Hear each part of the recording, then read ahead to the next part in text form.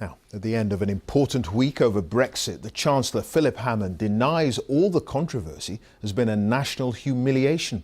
So, how have the last 2 years altered the perception of Britain abroad, and has its standing in the global order been affected? Here's our diplomatic correspondent, James Robbins. If, like me, you have been sort of following the insanity of the Brexit negotiations and been really confused about what the hell is going on over there. Seen from the outside, Britain's not looking good.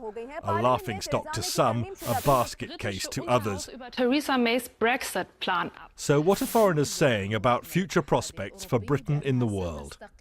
I went to see Kevin Rudd, a former Australian Prime Minister and an Asia expert.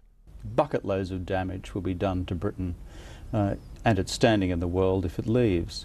But if it turns out that the Brits decide that they've got to leave, the world will look at Britain as a diminished country. So, Britain as a diminished country. Is that a real risk? Next stop, United Nations headquarters in New York. This really is the very centre of world power, the circular table around which sit the 15 member states on the United Nations Security Council, meeting to debate, often to decide on matters of peace and war. But on the Security Council, all member states are definitely not equal. 10 of these countries rotate, representing much of the world's population.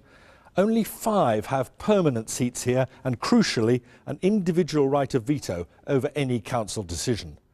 From Europe, France and the United Kingdom have that privilege. After Brexit, will people start to question the legitimacy of the UK holding on to its seat? Across town from the UN, you'll find Defiant Britain, a red, white and blue Manhattan grocery store where you get plenty of banger for your buck. The American right hail Britain's referendum decision to quit the EU. Ted Bromond believes Britain can be stronger in the world after Brexit. Outside the EU, the UK will be fully self-governing. What is there not to like about that from an American perspective? Personally, I think the UK has generally made pretty good choices over its history. On average, I have faith it will continue to make pretty good choices on average. So I think the UK's position is fundamentally strong.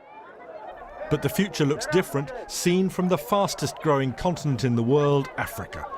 There are worries that after Brexit the pound will fall and so Britain's aid money will buy less. But there's also a feeling that Brexit is another good reason for Africa to do more to help itself. Jude Moore is a former government minister in Liberia. He doesn't call Britain a failed state, but certainly a country in free fall. It's a disaster, total disaster. It's funny. I actually tweeted yesterday that for decades we on the continent took advice from these people without question, and this is... From the British? Yeah, it's a shambles. So let's be absolutely clear. You're suggesting that actually Brexit might have a more positive effect in Africa than in Britain? I honestly think that things like Brexit, like events like Brexit, only drives the continent closer together. This may be the United Kingdom's most significant week since World War II. So there's a vast range of views from abroad on Britain's standing and future prospects. There's just one common thread.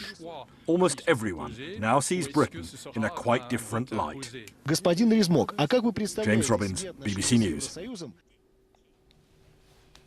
And that's it. Now on BBC One, it's time for all the news where you are. Have a very good night.